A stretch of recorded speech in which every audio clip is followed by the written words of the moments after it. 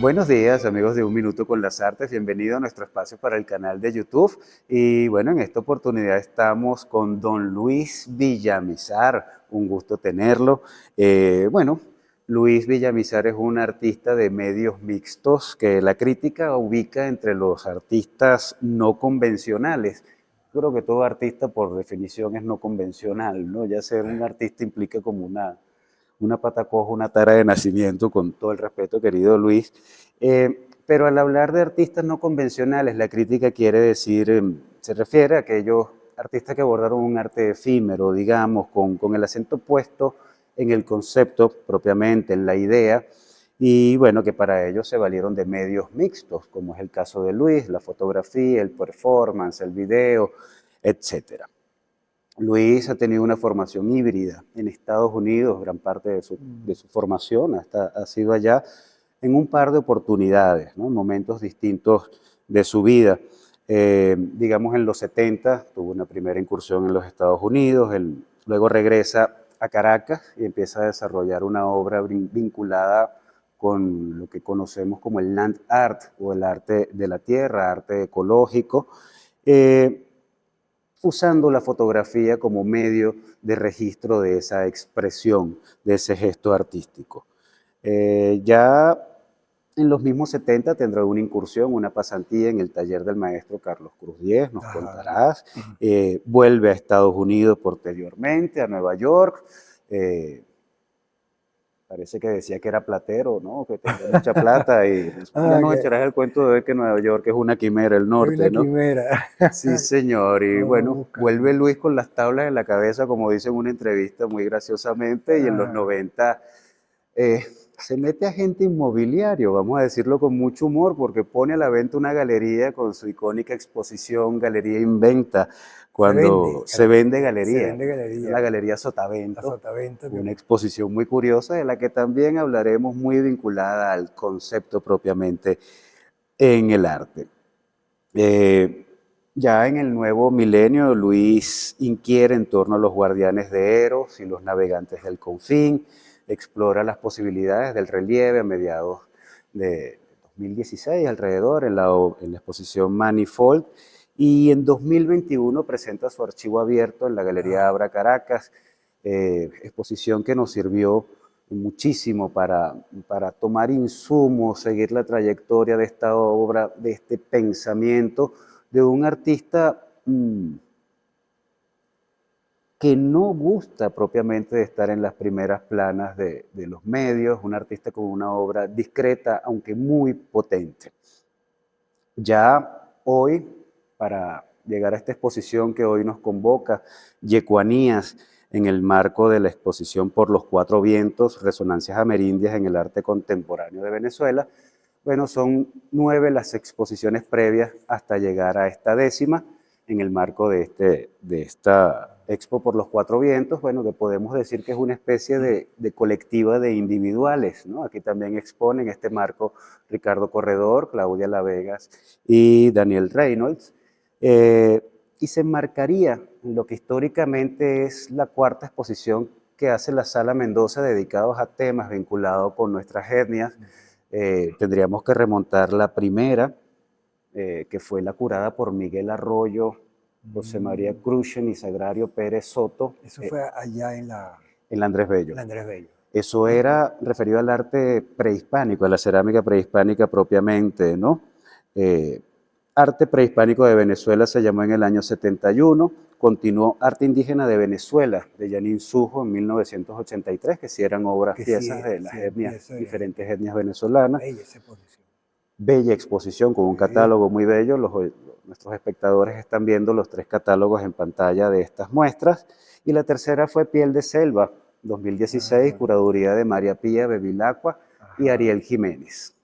En 70 años, bueno, esta sería la cuarta exposición que la Sala Mendoza está dedicando a la Amazonía, a nuestras tribus primigenias, y es un gesto que debemos agradecer. Estas exposiciones en lo particular para mí son muy estimulantes, y también agradecer a la Sala Mendoza por acogernos esta mañana para conversar con nuestro amigo Luis Villamizar, a quien damos la bienvenida a nuestro espacio y agradecemos por recibirnos en el suyo, valga la redundancia. Bueno, querido Luis, comencemos quizá por la formación en Estados Unidos. Vamos a dar unas breves pinceladas biográficas, a Claro, ver, muy breves, digamos, ok. qué fue lo que hiciste allá, cuál fue esa pulsión que te motivó a viajar a Estados Unidos a estudiar arte al principio, ¿no? En Miami, entiendo, y publicidad y mercadeo también A la posteriormente. par, sabes que hay lo que llaman allá el major y el minor. Tú tienes como hay una vertiente cuando tú vas estudiando, vas agarrando una que te gusta y otra que menos te gusta, pero es la que más te gusta. Entonces es la menor. Entonces íbamos ahí. Yo tenía la imposición, sí, de mi padre, que me estaba pagando los estudios, de estudiar mercadeo, pero yo tenía artes, que era la que yo quería, ¿no? Finalmente yo lo, Mercadeo era tu esposa y artes era la novia, pues, la Exacto. amante. Entonces, tuve que estudiar mercado y publicidad para satisfacer a mi papá, tú sabes, y cosas. Bueno, sí, estoy estudiando eso y me voy a graduar en eso. Pero esta era la que yo quería, pues, ¿no? En el college, en Miami-Dade Junior College. Y bueno, finalmente yo me gradué. Fui a la Universidad de Atlantic University también en Boca Ratón. Finalmente termino y me vengo a Venezuela. Eso ya en los 70 y pico. Yo tengo que contar esta cosa porque cuando me vengo de Venezuela yo soy muy amigo, tenía pocos amigos, pues tenía mucho tiempo allá. Y tenía Claro. una gran amiga que me quedó de pequeño, que no sé si la conocen, que se llama Aura Marina Hernández. Aura Claro. Marina es una gran amiga mía. Ella trabajaba en Viasa. Y yo llamo a Aura Marina y me dice, estoy llegando, no sé dónde meterme. Me dice, vente para acá. Y empecé a trabajar en Viasa. Y estando en Viasa, al año y medio, yo saco un pasaje, un viaje alrededor del mundo. Y me voy con mi esposo y mi morral, nos vamos 4 meses, me salí de Viasa y fuimos a dar la vuelta al mundo y para mí eso fue, ¡ah! O sea, eso fue una explosión. Cuando llegué a Venezuela yo dije, no, qué pobreza, esto es un país muy rico, aquí hay de todo, aquí se puede hacer todo. Cuando yo estuve en la India, aquellas cosas eran que yo me quedé loco. El contraste era muy drástico, ¿no? Es un contraste muy grande. Y Venezuela para mí es de, bueno, aquí no hay que hacer, pues, aquí hay de todo. Y fácilmente pues también empecé a trabajar con Cruz 10 Ajá. y con Cruz 10 era bien muy interesante porque en Venezuela en ese momento estaba esas dos tendencias que era la figuración y la constructivismo, el cinetismo que estaba ahí, que era muy fuerte porque tú sabes que oficialmente el gobierno escogió La abstracción la geométrica, el abstracción cinetismo, geométrica. pues. Y cuando Carlos Andrés salía, llevaba regalos, era de cosas cinéticas. Pero Correcto. aquí había un gran movimiento también figurativo. Ujú. Yo me cuadré con lo figurativo y empecé a estudiar más a fondo esa tendencia. Esa tendencia pues te va llevando a conocer, a situarte en la historia del arte, de venir, pues lo que vino, llegó a ser. Y en los 70 ya estábamos digamos que rupturas en cuanto al teatro, a la danza, Sí. al cine, a todo, a todo. Y yo entré, lo más fácil era, yo no era cinético, había un amigo que tú lo conoces, que es Milton Becerra. Milton se hacía cosas cinéticas Al principio, al sí, sí, principio. señor. Y Milton y yo nos hicimos muy amigos. Y yo le dije, Milton, pero tú no eres, tú eres más joven, esa no es tu generación, tú no tienes por qué estar haciendo eso. Vente. Y me lo llevaba y hacíamos cosas que él las ha mostrado. Y él siempre dice esto. Y yo fue el que le introduje a él el arte conceptual, o sea, y hacer cosas. Y métete aquí, pon allá. Íbamos a los cerros, llevábamos tiza, llevábamos cosas, hacíamos muchas cosas en la naturaleza.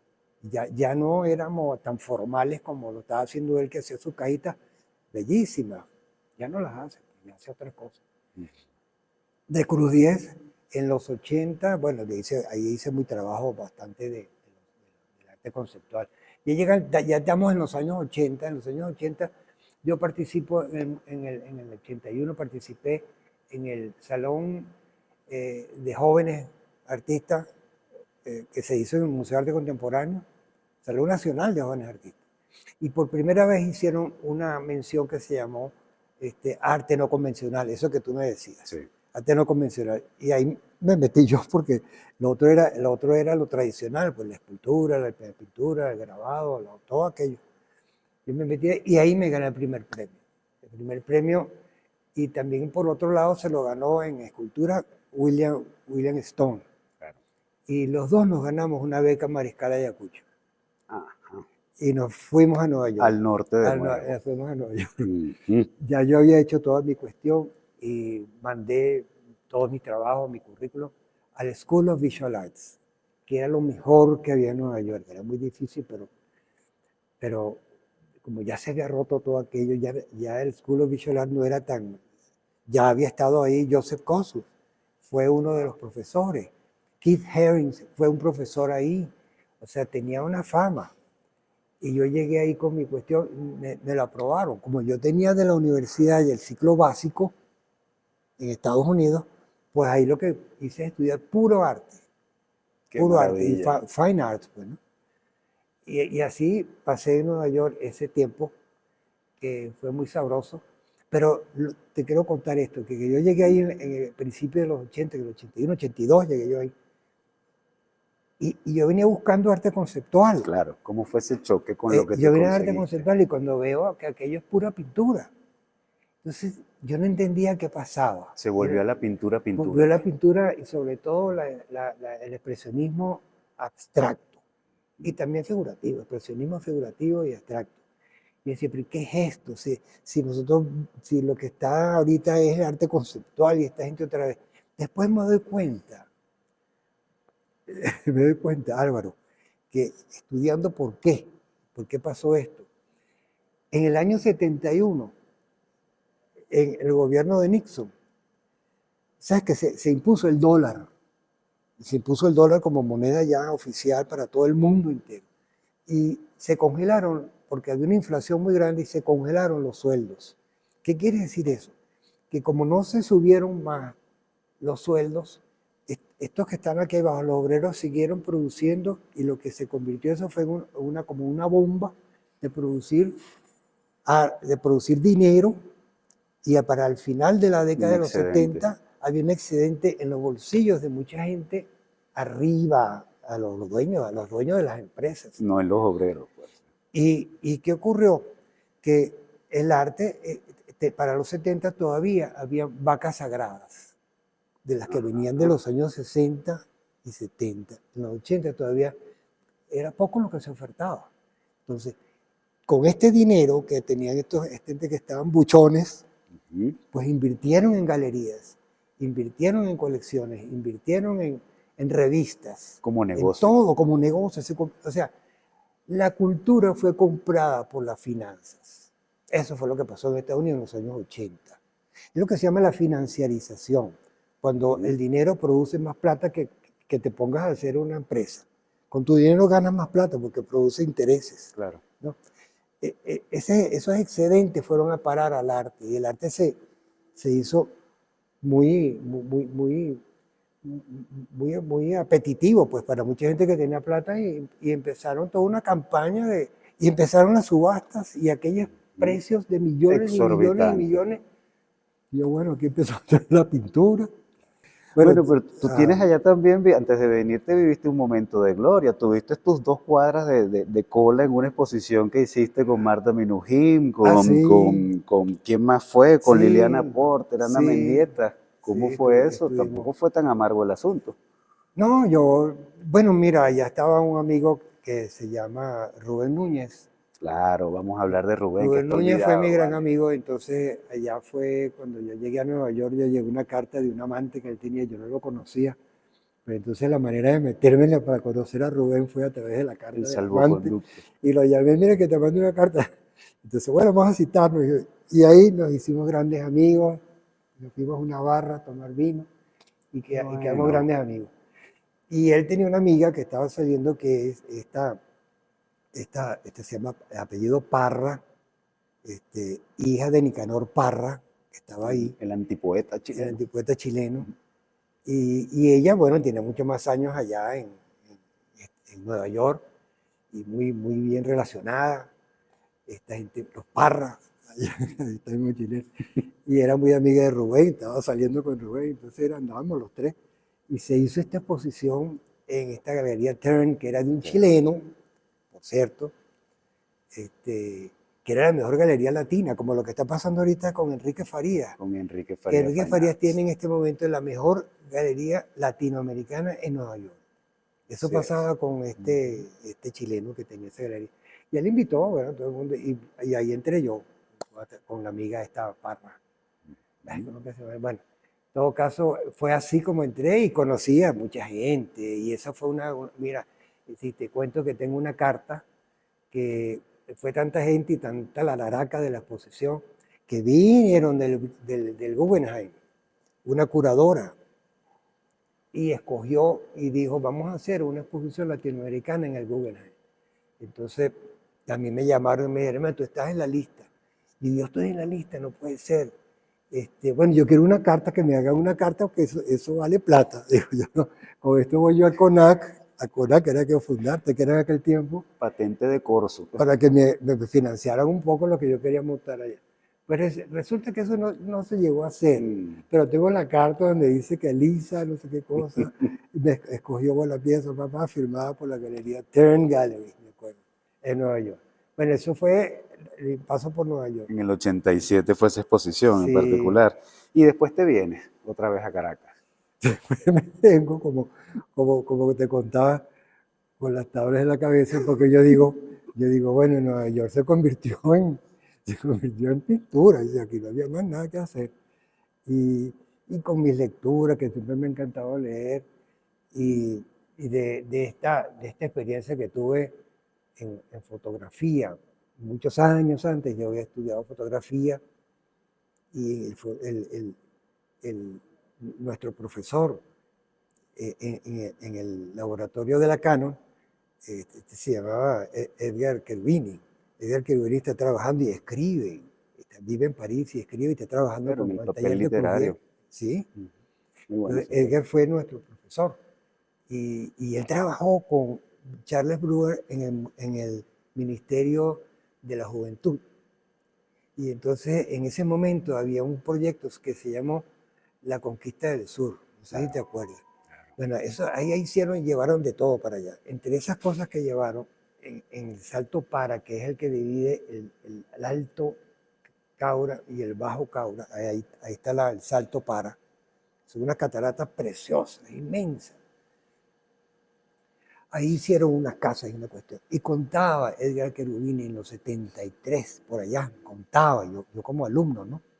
Que había estado por allá con Charles Brewer y, y mataron a unos indígenas, yecuanas, porque pusieron una cerca y eso es un sitio sagrado.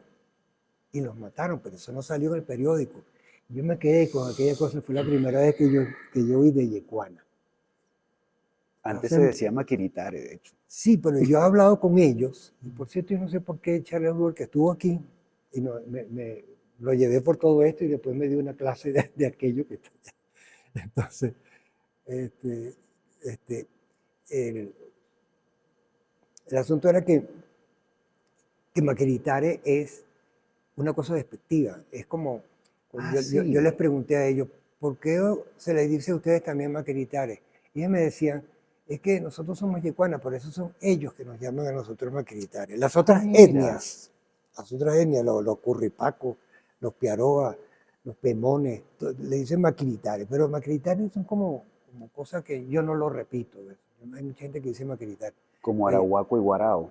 ajá, Algo algo, así algo será. así, Que son la misma tribu, algo pues, ¿no? así, algo así. Sí, Qué exacto. curioso. Ajá, eso. Bueno, eso pasa con los yecuanas, los maquilitares. Fue en los 90 tu primer contacto con el sur.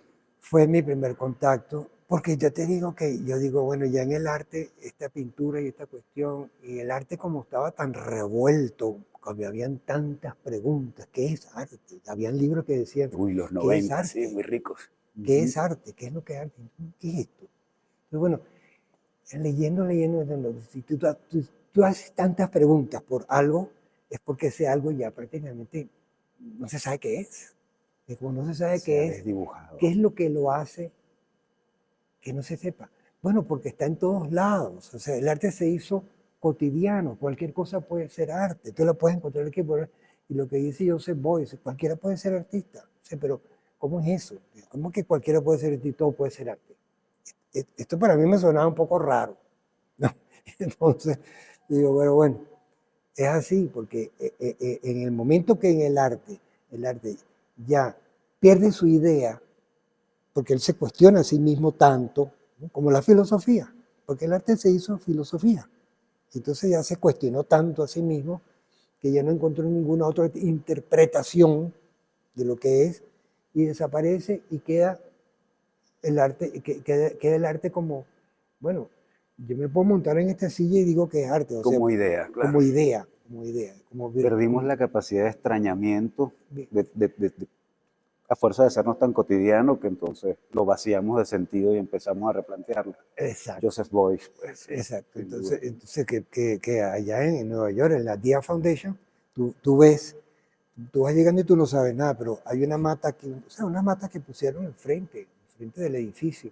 Y cuando tú te das cuenta hay una plaquita y dice, esa mata la sembró Joseph Beuys. Y digo, La obra de Beuys, una mata que está sembrada la para obra comprar. ecológica. O sea, ya todo era nuevo. Claro, ya a ese nivel, pues, Wow. él mismo en aquella famosa exposición, traigan su papel, cualquier objeto de su casa y yo se lo firmo y ya es una pieza. Bueno, y cuadras de gente haciendo cola y él firmando cualquier Exacto, objeto de la gente, que aún hoy exacto. se subastan, dicho sea de paso.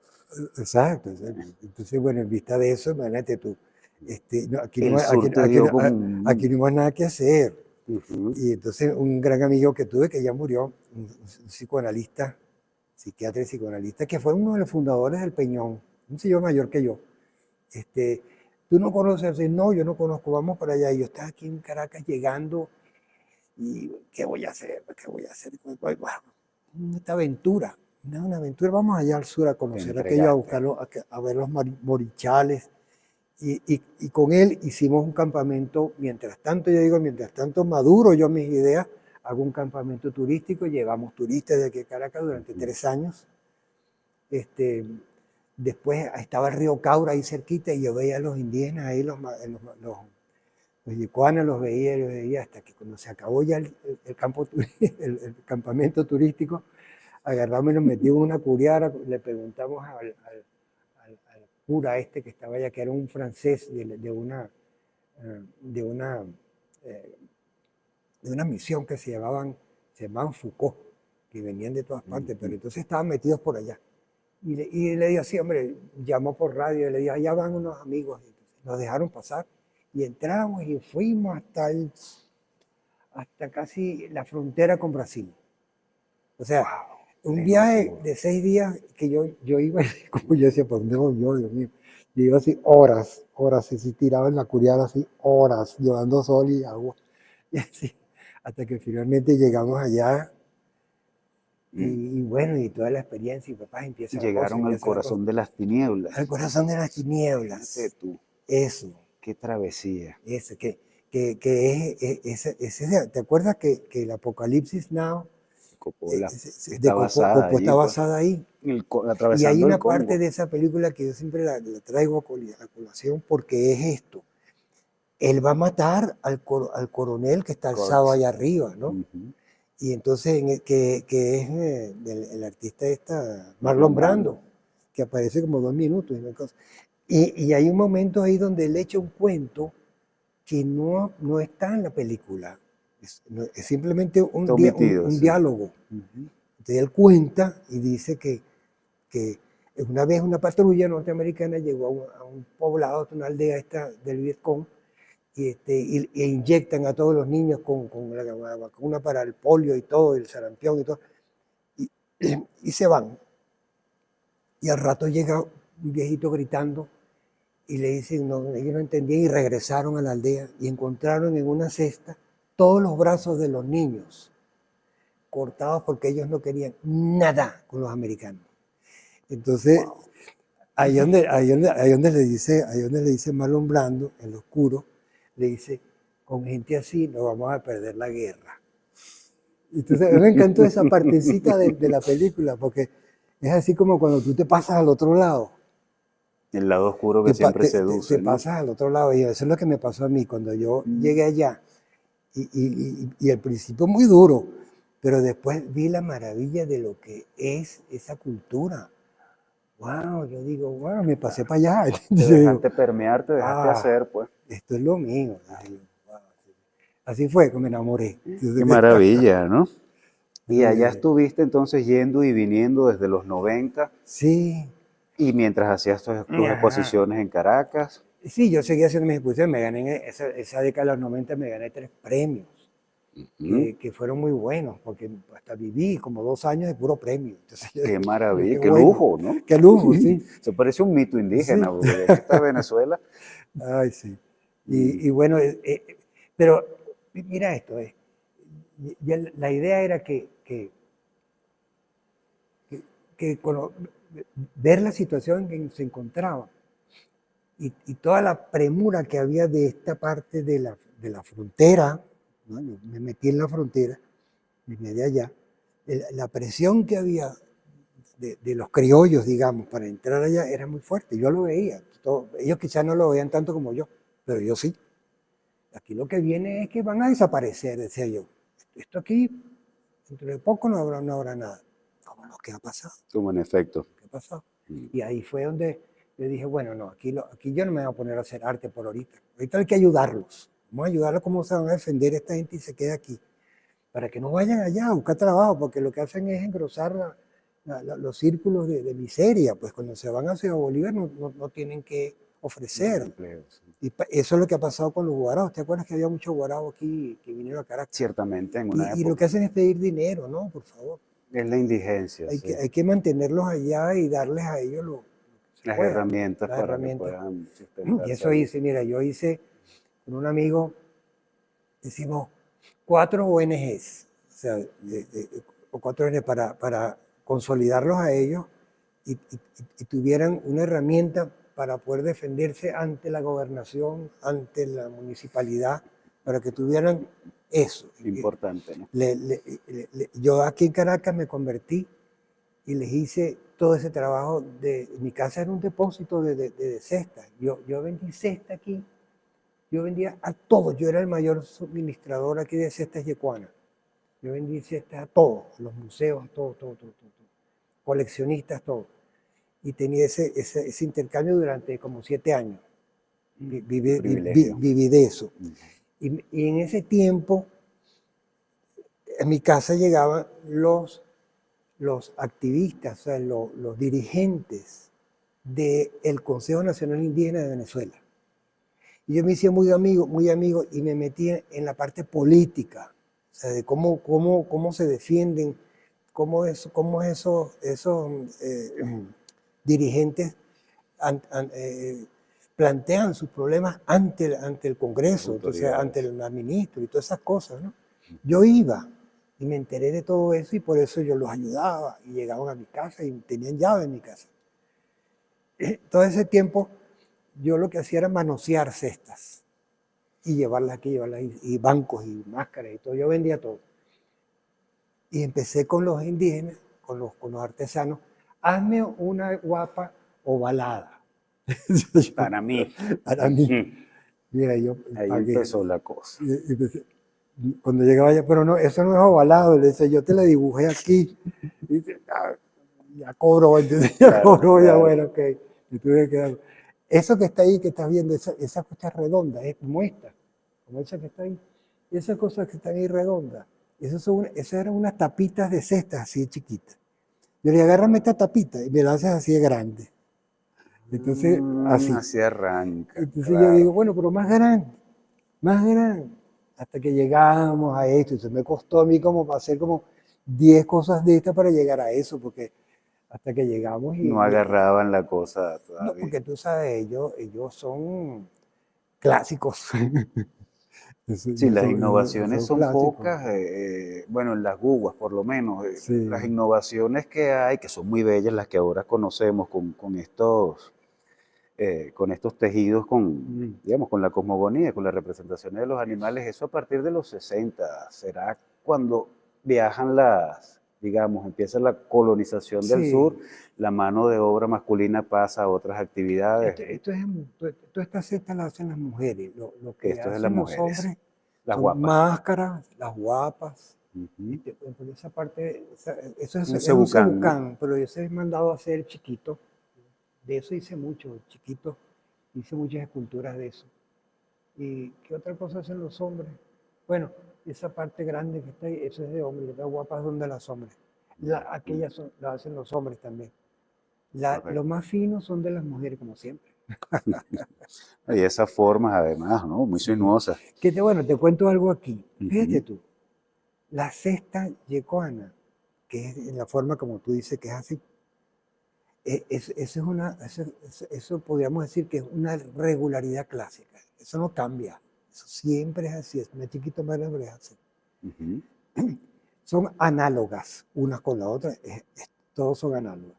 Yo lo que hago en mi trabajo es que eh, en un momento yo agarro la cesta y hago esa que está ahí, hago esa, la cesto, la reviento, la cojo así, hago, y eso es una ironía de la cesta. O Ujú. sea, y la ironía pertenece al tiempo lineal, porque es como un chiste. Yo te cuento un chiste, pero la segunda vez no me lo No tiene no gracia, sí. tiene gracia. Entonces, yo la hago una sola vez. O sea, mi trabajo es una sola vez. Agarro la Claro. cesta, la ropa, ¿no? No es Y ya. serial. No es serial ni es clásica como la de ellos. Entonces, en ese sentido, yo no he cambiado nada para que vengan a decir, porque hay mucha gente que me ataca. Ajá, porque eso es un punto interesante, ¿no? La gente que te ataca o que te puede atacar, porque si bien estos objetos, las cestas y las máscaras y los bancos se están haciendo con fines comerciales, ¿no? Las etnias, digamos, no dejan de tener un aura y una carga sagrada, misteriosa, enorme, ¿no? Entonces, ¿cómo hacer tú, que estás interviniendo estas piezas para no desvirtuar esa carga que yo sigo sintiendo que tiene muy marcada, ¿no? Sí, bueno, pasan a otro ámbito, el Es otro mío, discurso. el mío, exacto, a mi discurso. Por ejemplo, eso que está ahí es un tiro al blanco, que ya que está allá, Es es muy un tiro bello. al blanco. Ujú. Por eso le puse flechas y todo, pero es una interpretación ya que yo hago de un tiro al blanco. Porque como jugábamos al tiro al blanco con cerbatanas, y entonces yo decía, bueno, pero esta gente no es como nosotros que el tiro al blanco te hay que darle el centro. Ahí, ¿no? Ajá. Esto era un juego, era simplemente lanzar, lanzar, lanzar, lanzar, lanzar, y el tiempo pasa y no es que tú ganaste, yo gané, o sea, a veces la pego, otras veces no la pego, pero o sea, no hay esa No hay esa cosa rigidez de competitividad. sí, no hay eso, ¿entiendes? No, lo hay en el sentido que, por ejemplo, los buenos cazadores que tienen puntería, este, eh, tienen un rango en la categoría social. Es como el que hace curiaras y la hace muy bien, pues él es el que hace las mejores curiaras. Este es el que hace el mejor. Y así es como la sociedad tiene sus rangos. O sea, hay las mejores tejedoras. Esta familia hace aquí donde se hacen las cestas mejores. Ujú. Estos son los que hacen el tejido del cebucán mejor. O sea, de acuerdo a como tú fabriques y te destaques, Se es destacan, tu claro. posición social, que me parece muy bonito de Muy cómo, bello, quién claro. es quién allá, Ujú. quién es quién. El Así trabajo es. de las manos de cada quien. Sí, Muy sí. bello eso, sin duda. Estoy como en una cuerda floja entre la artesanía y el arte porque el trabajo depende de la artesanía y de las manos tejedoras, le dijo Luis Villamizar a nuestra querida amiga Maritza Jiménez para el Universal. Las manos de los artesanos que fabrican la cestería son mi materia prima. Entonces Mm, es esta, Luis, una especie de obra de arte colectiva y una sí, curiosidad. ¿Han visto ellos estos trabajos tuyos? ¿Qué opinan? sí, ¿Qué les sí, parece? ellos han visto mucho porque yo he guardado muchas de estas piezas, yo las hice, las tengo guardadas, yo nunca había querido sacarlas. Tenías que Porque, 2 décadas en por- esto, tal sí, vez. sí, y he puesto, pero otras cosas, pero no esto, estas cosas no. Entonces, yo dije, esto va a ser para un momento, esto va a ser, va a llegar el día. Y eso que, eso. Eso quiere decir que yo me siento como que no lo estoy haciendo, como que yo voy a seguir haciendo esto toda la vida. O sea, para mí este es como un trabajo un bloque de trabajo que aquí está. Qué bueno Vea, eso, qué bueno eso, aquí está. porque Esta es mi experiencia, esta es mi vida con los yecuanes en un momento que ocurrió.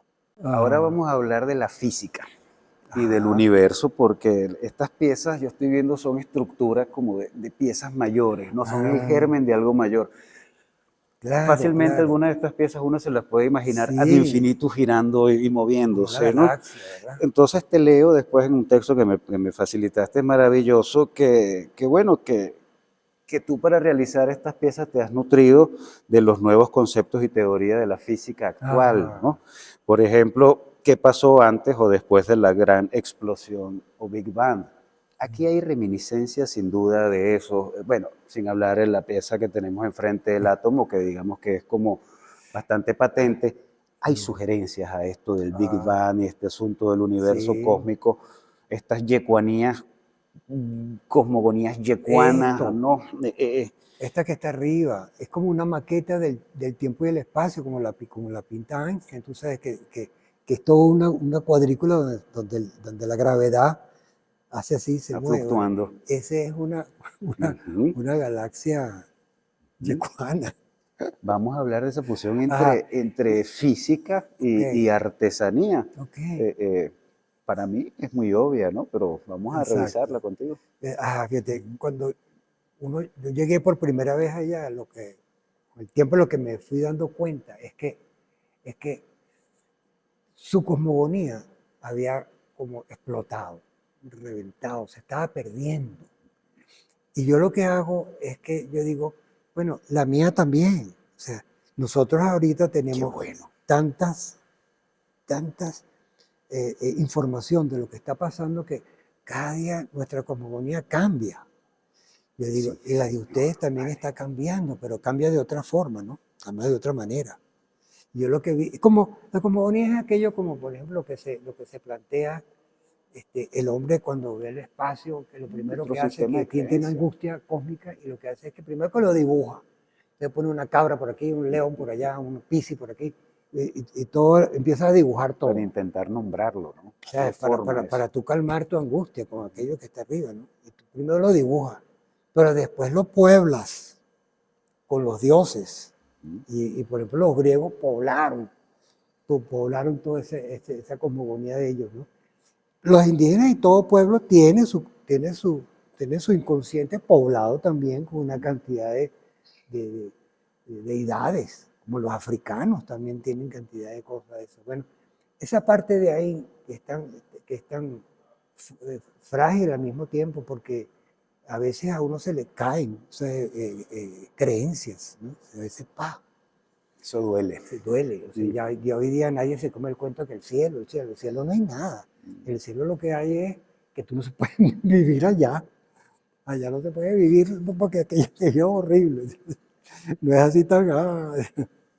Bueno, ese tipo de confrontación de la que tenía yo aquí y la que yo le vi a ellos allá, yo lo que hago es que trato de repoblar con mis piezas para que no se muera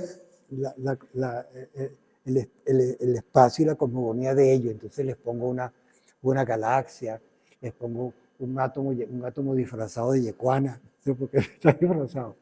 Les pongo allá una nave, aquella es la nave del chamán, mm, aquella es mm. un hueco negro, pero hecho a la chamán, a A lo lo yecuana. yecuana. Ujú, ujú. Entonces a mí me divierte todas estas cuestiones. Entonces, meterme de la física, pero jugar y realmente hacerlo en serio, porque esto es en serio, ¿o no?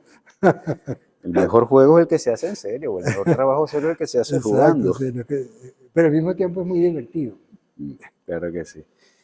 ¿Qué es lo que tenemos que aprender, Luis, de las comunidades De, la- indígenas del sur?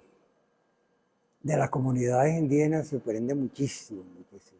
Yo creo que, eh, eh, por ejemplo, la estructura del trabajo, ¿no? Es comunitario. Allá todo se hace con la colaboración de aquel y de aquel y de aquel. O sea, todos vamos a cazar tantos. Y mientras tanto, ustedes se quedan aquí y nosotros traemos la comida. Y Claro. aquí está el cocinero. Y hay una churrata mayor grande. En aquel tiempo cuando yo fui, ya hoy día no hacen esas cosas, se han perdido.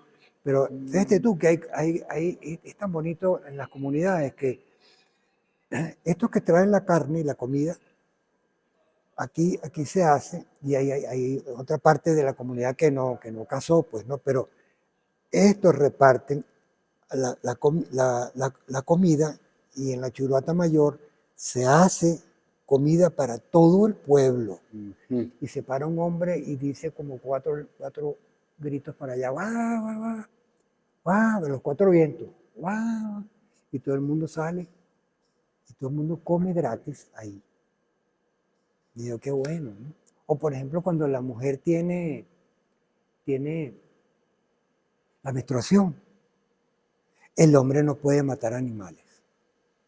Entonces en ese momento van nosotros y le traen comida. Cosas así, ¿no? Hay muchas, por ejemplo, cuando la mujer, la primera menstruación, le cortan el pelo y la meten en su churuata y no puede salir hasta Sí, que le salga pelo, encierran. y no le puede ofrecer comida a nadie, los hombres sobre todo. Y está metida ahí. Cuando ella le sale ya el pelito por aquí, que ya puede salir, ya ella puede cocinar, ya es una mujer y ya puede hasta casarse. Pasó por su rito Pasó por iniciático, cierta pues. iniciática, sí. Mm. Y todo es así, por ejemplo, hay cantos, por ejemplo, los cantos Sí. sagrados. Los cantos sagrados son bellísimos porque para tumbar los árboles del conuco, Pide bueno, permiso, ¿no? se le pide permiso, y aquel canto es, yo lo tengo grabado en CD, montones de cantos porque eso lo pude hacer, gracias a Dios, de cantos de todo tipo. Desde que tú le pides permiso al árbol para tumbarlo, y entonces empieza el conuco, y desde que nace el niño, desde la primera comida que le dan, hay un canto, en el primer baño en el río, un canto. Hay cantos para todo. Qué bello, ¿no? Eso lo hemos Entonces, perdido los criollos. sí, es una tradición oral, Mm. y por lo tanto no tiene nada escrito. Pues lo que hay escrito, así a mano alzada, es lo que hacen en las taparas arriba, cuando las venden. Que aquellas que están allá, Es preciosa esa pieza, esas sí. taparas que están allá, yo lo hice como las pegué todas, pues no están pegadas, tú sabes, eso vienen todas separadas. Entonces Ujú. yo las corté, papá, y pegué, y eso como un libro, porque ahí hay toda la gráfica Hay una de grafía. los indígenas que hacen ellos a mano alzada. Pues lo otro es esto, ¿ves? Ujú. Que está allá, la gráfica está ahí, está en muchas partes, está la gráfica, allá en aquella cesta, ¿ves? El mono, Todo el eso tiene sapo, la cosa, un sí. símbolo. Aquel es La rana. una ranita, Ujú. esa ranita tiene todos un cuento que nos los contó aquí Charles Brúa, Correcto. que nos contó el cuento de la ranita, muy bonito todo el cuento. Charles se sabe todos esos cuentos. Ujú. Yo casi no me metí mucho en esos cuentos porque, como te digo, como es una tradición oral, en la tradición oral ocurre que Muta mucho. muta Muta mucho. mucho. Lo único que se Entonces, mantiene es el dios Guanadi, pero para ajá, seguir la trayectoria, a mí me cuesta un mundo, porque cada libro te cuenta algo distinto a mí me, dependiendo de la década de edición. Todo típico venezolano, todo el mundo le va poniendo sus picos al cuento, su sal y su pimienta, y es exacto. totalmente distinto uno de otro, ¿no? Exacto. Ahí creo que es Vargas Llosa, que tiene el hablador. Ajá. El hablador es el tipo que va por todas las comunidades echando los cuentos, ¿no? Y, Ujú. y aquí a mí me han echado cuentos, y otros me lo cuentan diferente, más o menos tienen una cosa, pero o sea, los cuentos, como no hay punto y aparte, que yo bromaba, es como un Se tejido, y entretejen, se correcto. entretejen. Y Ujú. ese tejido es el que yo hago. Yo hago mi tejido. Ujú. Yo digo, bueno, Tu trama. este es mi tejido. Yo voy a tejer esto también y darle forma a ver qué me sale. Claro. Y me han salido todas estas cosas que ustedes ven por aquí. Pues muy bien tramado y muy bien tejido esta muestra, querido Luis, y Ah, bueno, y muy bien tramada también esta conversación que te qué agradezco, bueno. que debemos ir cerrando ya, Ah, ok. y bueno, invitar a nuestros amigos a visitar la muestra. que permanecerá abierta todo el mes de junio inclusive. Ajá, creo que hasta el 24, 28 por ahí. 428 en la Sala Mendoza y si no, bueno, las redes sociales de la Sala Mendoza, de Luis Villamizar, y ver y rever esta entrevista para que se apoyen en estas obras y se deleiten, se regodeen en ellas, y cómo se puede hacer una lectura o una relectura con respeto, con dignidad y con reverencia sobre el trabajo de nuestras etnias, sin caricaturizarlas y sin hacer de ello un souvenir turístico de Exacto, yo amo a Venezuela y ese exacto. tipo de cosas, ¿no? Exacto. Agradecido, querido Luis, por esta conversación. Oye, Un gracias a gustazo. ti que me dejaste sacar también cosas que tengo adentro. Bueno, no, para eso estamos, para Así. dejar un buen archivo sustancioso para nuestro país. Ok. Y nosotros, bueno, queridos oyentes, debemos despedirnos y será hasta una próxima conversación por nuestro canal de YouTube de Un Minuto con las Artes. Hasta la próxima.